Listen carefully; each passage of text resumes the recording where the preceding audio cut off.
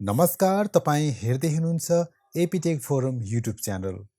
यो एपिसोडमा हामीले कर्पोरेट पेको लागि अनलाइनको माध्यमबाट कसरी रजिस्ट्रेसन गर्न सकिन्छ र कर्पोरेट पेका विशेषताहरू के रहेका छन्, यही विषयमा हामीले जानकारीसहित यो भिडियो लिएर आएका छौँ। कृपया भिडियोलाई सुरुदेखि अन्तिमसम्म हेर्न नभुल्नुहोला। कर्पोरेट पे विशेष गरी व्यावसायिक भुक्तानीलाई सहज र सरल बनाउन लागि बनाएको प्लेटफर्म हो। कर्पोरेट पे मार्फत हामीले म्याक्सिमम पेमेन्ट गर्न सक्छौँ। कर्पोरेट पेको ट्रान्जेक्सन लिमिट कति हो त यहाँलाई लाग्न सक्छ। पक्कै पनि यो कर्पोरेटकै लागि लक्षित गरेर बनाएको प्लेटफर्म भएको हुँदाखेरि यसमा धेरैभन्दा धेरै ट्रान्जेक्सन गर्न सकिन्छ। हामीले नर्मल हेर्ने हो भने 20 लाखसम्मको ट्रान्जेक्सन एकै पटकमा हामीले गर्न सकिन्छ। यदि एउटै ब्याङ्कको एकाउन्ट हो भने 1 करोडसम्म पनि एकै पटकमा ट्रान्जेक्सन गर्न सकिन्छ, त्यो पनि रियल टाइममा। यदि नन रियल टाइममा हो भने 30 करोडसम्मको ट्रान्जेक्सन यो कर्पोरेट पे मार्फत गर्न सकिन्छ। यो लिमिट भनेको चाहिँ कन्ट्यापेसले कर्पोरेट पेको लागि राखिएको लिमिट हो। यो लिमिट बाहेक पनि तपाईँको एकाउन्ट, जुन एकाउन्ट तपाईँको कर्पोरेट पेसँग लिङ्क छ, कन्ट्यापेसँग लिङ्क छ, त्यो लिङ्क भएको एकाउन्टको ब्याङ्कको आफ्नै रुल हुनसक्छ। त्यसमा योभन्दा कम पनि पेमेन्ट गर्न सक्ने फिचर हुनसक्छ। यो तपाईँले जुन ब्याङ्कबाट कर्पोरेट पेको लागि एप्लाई गर्दै हुनुहुन्छ त्यो ब्याङ्कमा तपाईँले बुझ्न सक्नुहुन्छ। त्यसपछि कर्पोरेट पे गर्नुको विशेषताहरू के रहेको छ त, यसको फाइदाहरू के रहेको छ, यो तपाईँलाई पक्कै पनि लाग्न सक्छ। यो corporate pay inter bank and intra bank fund ट्रान्सफरको लागि एकदमै सहयोगी सिद्ध हुन्छ। यसले inter bank transfer, intra bank fund ट्रान्सफरमा एकदमै सहयोगी भूमिका निर्वाह गर्नुहुन्छ। यसले एकै पटकमा 20 लाखदेखि करोडौँसम्मको हामीले ट्रान्जेक्सन गर्न सक्छौँ। त्यसपछि अर्को रहेको छ स्यालेरी पेमेन्ट तथा भेन्डरलाई पेमेन्ट। अब यहाँनिर महत्त्वपूर्ण कुरा के छ भने तपाईँले धेरैजना व्यक्तिलाई स्यालेरी पेमेन्ट गर्नु छ, धेरैवटा खातामा एकैचोटि पेमेन्ट गर्नु छ र धेरैजना भेन्डरलाई एकैपटक पेमेन्ट गर्नु छ भने तपाईँले बल्कमा एकैपटकमा रियल टाइममा ट्रान्जेक्सन गर्न सकिन्छ। यो यसको अर्को महत्त्वपूर्ण फाइदा रहेको छ। अब यसै गरी विभिन्न सरकारी कार्यालयको ट्याक्स पेमेन्टको लागि लाखौँ रकमहरू हामीले यहाँबाट सजिलैसँग पेमेन्ट गर्न सकिन्छ। अब यसै गरी हेर्ने हो भने एसएसएफ, एनओसी डिपार्टमेन्ट लगायतका जुन कस्टमहरूको पेमेन्ट पनि हामीले लाखौँ लाख पेमेन्ट पनि हामीले सजिलैसँग यो कर्पोरेट पेको प्लेटफर्मबाट गर्न सकिन्छ। अब यसको लागि रजिस्ट्रेसन कसरी गर्ने त, आउनुहोस् हामी रजिस्ट्रेसन गर्ने प्रोसेसतिर लागौँ। अब connectipscom मा जानुहोस् र यसमा गइसकेपछि कर्पोरेट पे भन्ने मेनु छ, यसमा क्लिक गर्नुहोस्। क्लिक गरिसकेपछि यहाँनिर कर्पोरेट पेको युजर लगइन ड्यासबोर्ड खुल्नेछ। त्यसपछि यहाँनिर हामीले यहाँ रजिस्टर भन्ने मेनुमा क्लिक गर्नुपर्ने हुन्छ। यसै गरी यहाँनिर मेनुअल पनि राखेको छ। तपाईँले यहाँनिर युजर मेनुअलमा क्लिक गरेर यो सम्पूर्ण प्रोसेसहरूको बारेमा राखिएको छ, तपाईँले त्यो पनि हेर्न सक्नुहुन्छ। त्यसपछि यहाँनिर रजिस्टर भन्नेमा क्लिक गर्नुहोला। रजिस्टर भन्नेमा क्लिक गरिसकेपछि कर्पोरेट रजिस्ट्रेसन भनेर देखाउनेछ। यहाँनिर डिस्क्रिमिनार भनेर एउटा मेसेज पनि माथि सो गर्नेछ। जुन तपाईँले यहाँनिर इमेल आइडी र मोबाइल नम्बर राख्नुहुन्छ त्यो आधिकारिक राख्नुहोला, जुन चाहिँ यो एडमिन युजरले प्रयोग गर्न सक्नेछ।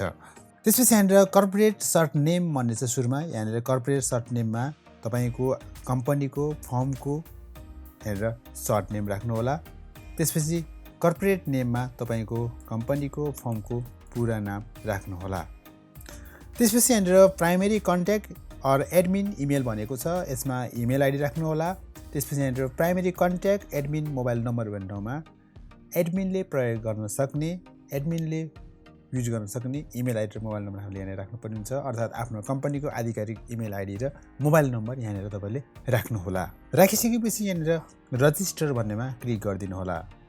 रजिस्टरमा क्लिक गरिसकेपछि जुन हामीले इमेल आइडी यहाँनिर राखिएका थियौँ त्यो उक्त इमेल आइडीमा रजिस्ट्रेसनको लिङ्क गइसकेको छ र त्यो लिङ्कमा गएर हामीले अब अरू प्रोसेस अगाडि बढाउन सक्छौँ। त्यसको लागि इमेल चेक गर्नुहोला। त्यसपछि यहाँनिर इमेलमा चेक गर्नुहोला। इमेलमा नो रिप्लाई भनेर कर्पोरेट रजिस्ट्रेसन भनेर आउनेछ। यहाँनिर एउटा लिङ्क आउनेछ मित्रहरू, उक्त लिङ्कमा क्लिक गरेर अगाडि बढ्नुहोला। त्यसपछि यहाँनिर हामीले आफ्नो कम्पनीको डिटेलहरू भर्ने ठाउँमा आउनेछ। यहाँनिर त्यो डिटेलहरू राख्नुहोला। त्यसपछि यहाँनिर प्राइमेरी कन्ट्याक्ट नम्बर र प्राइमेरी इमेल नम्बर यहाँनिर अटो आइसकेको छ। अब त्यसपछि यहाँनिर फोन नम्बर भन्ने ठाउँमा आफ्नो कम्पनीको फोन नम्बर राख्न सक्नुहुन्छ। फ्याक्स छ भने फ्याक्स नम्बर राख्न सक्नुहुन्छ। यो अप्सनलमा छ, यो नराख्दा पनि फरक पर्दैन। त्यसपछि यहाँनिर रजिस्ट्रेसन नम्बर भनिएको छ। यो रजिस्ट्रेसन नम्बर भनेको चाहिँ तपाईँको फर्म, कम्पनी, व्यवसाय कहाँ दर्ता छ उक्त दर्ता भएको ठाउँको रजिस्ट्रेसन तपाईँले यहाँनिर राख्नुपर्ने हुन्छ। त्यसपछि यहाँनिर पान नम्बर राख्नुहोला तपाईँको आफ्नो कम्पनीको। त्यसपछि यहाँनिर क्याटेगोरी भन्ने ठाउँमा छ, क्याटेगोरीमा जानुहोला र तपाईँको कम्पनी कुन क्याटेगोरीमा पर्छ त्यो क्याटेगोरी तपाईँले यहाँनिर चुज गर्न सक्नुहुन्छ। यहाँनिर विभिन्न क्याटेगोरीहरू छन्, चुज गर्नुहोला। जस्तै मैले यहाँनिर चुज गरेँ। त्यसपछि यहाँनिर सब क्याटेगोरी भन्ने आउने छ। त्यसमा तपाईँको सब क्याटेगोरी मध्येमा तपाईँको कम्पनी कुन क्याटेगोरीमा पर्छ, कुन सब क्याटेगोरीमा पर्छ त त्यो चुज गर्नुहोला। त्यसपछि यहाँनिर ब्याङ्कको नाम आउँछ। तपाईँले कर्पोरेट पेमा कुन ब्याङ्कलाई लिङ्क गर्न चाहनुहुन्छ त्यो ब्याङ्कको नाम यहाँनिर राख्नुहोला। त्यसपछि त्यस ब्रान्च यहाँनिर राख्नुहोला जुन ब्रान्चमा तपाईँको कम्पनीको एकाउन्ट छ। त्यसपछि यहाँनिर नेक्स्ट भन्ने बटनमा क्लिक गर्नुहोला। अब मित्रहरू यहाँनिर अर्को युजर इन्फर्मेसन भन्ने सेक्सन आउनेछ। यहाँनिर युजरको इन्फर्मेसन भर्नुपर्ने हुन्छ। अब यो कर्पोरेट पेलाई कसले चलाउने हो र कसलाई कुन कुन रोल दिने हो भन्ने कुरा तपाईँले यहाँनिर डिफाइन गर्नुपर्ने हुन्छ। अब जस्तै मैले यहाँनिर राखेँ। त्यसपछि युजरको फुल नेम राखिसकेपछि युजरको मोबाइल नम्बर यहाँनिर राख्नुपर्ने हुन्छ। त्यसपछि युजरको इमेल आइडी यहाँनिर राखिदिनु होला। त्यसपछि यहाँनिर सेलेक्ट ट्रान्जेक्सन रोल भन्ने अप्सन आउँछ। यो महत्त्वपूर्ण रोल हुन्छ। तपाईँले यहीँनिर कुन युजरलाई कुन राइट्स दिने भन्ने कुरा चुज गर्नुपर्ने हुन्छ। त्यसपछि यहाँनिर मैले यहाँनिर ट्रान्जेक्सन एप्रुभल भन्ने दिएँ अहिले। त्यसपछि यहाँनिर गएर एड गर्ने। त्यसपछि जो व्यक्तिले तपाईँले एप्रुभलमा राख्नुभयो उहाँले मात्रै जुन कर्पोरेट पे मार्फत भएको ट्रान्जेक्सनलाई एप्रुभ गर्न मिल्छ। त्यसपछि मैले यहाँनिर अर्को नाम टाइप गरेँ र त्यसपछि पुनः ट्रान्जेक्सन रोललाई चुज गर्नुहोला। यदि तपाईँले ट्रान्जेक्सन गर्न दिने हो भने यहाँनिर ट्रान्जेक्सन इनिसिएटरलाई चुज गर्नुहोला। मैले यहाँनिर ट्रान्जेक्सन इनिसिएटरलाई चुज गरेँ। त्यसपछि यहाँनिर एड गरेँ। यसै गरी तपाईँले ट्रान्जेक्सन गर्ने पर्सन एकजना, एप्रुभर पर्सन एकजना अथवा सोभन्दा बढी राख्न सक्नुहुन्छ। यो तपाईँले आफ्नो आवश्यकता अनुसार राख्नुहोला। त्यसपछि यो सम्पूर्ण विवरण भइसकेपछि सबै विवरण ठिक छ भने तपाईँले यहाँनिर सबमिट भन्ने अप्सन देख्नुहुन्छ।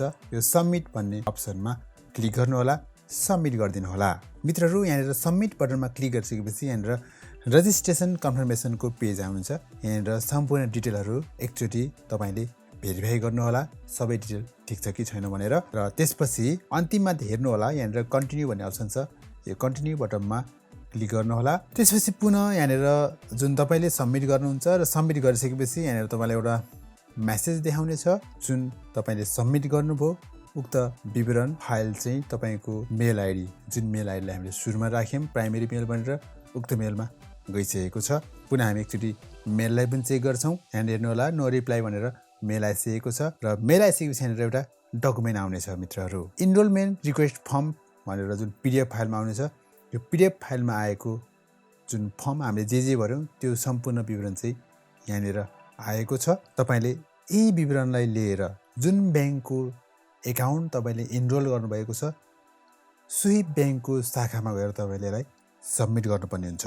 र सबमिट गर्ने बेलामा तपाईँले ब्याङ्कसँग कोअर्डिनेट गर्नुहोला। के डकुमेन्ट चाहिन्छ, कभर लेटर हुनसक्छ, रजिस्ट्रेसन हुनसक्छ, प्यान नम्बर हुनसक्छ, तपाईँको कार्यालयको तपाईँको कम्पनीको स्ट्याम्प हुनसक्छ। यी धेरै कुराहरू हुनसक्छ। तपाईँले यो कुरा ब्याङ्कसँग कन्ट्याक्ट गरेर कोअर्डिनेसन गरेर सबमिट गर्न सक्नुहुन्छ। र सबमिट गरिसकेपछि तपाईँको यो कर्पोरेट पेको लागि ब्याङ्कले एप्रुभ गरिदिनेछ र एप्रुभ गरिदिइसकेपछि तपाईँले सजिलैसँग कुनै पनि बेलामा घरमै बसेर अफिसमै बसेर सारा काम गर्न सक्नुहुन्छ। पक्कै पनि यो भिडियो यहाँको लागि एकदमै महत्त्वपूर्ण रह्यो होला भन्ने मैले आशा गरेको छु। यदि तपाईँ यस युट्युब च्यानलमा नयाँ हुनुहुन्छ भने कृपया च्यानललाई सब्सक्राइब गर्न नभुल्नुहोला, भिडियोलाई लाइक गर्न, भिडियोमा कमेन्ट गर्न नभुल्नुहोला। अहिले यति नै, धन्यवाद।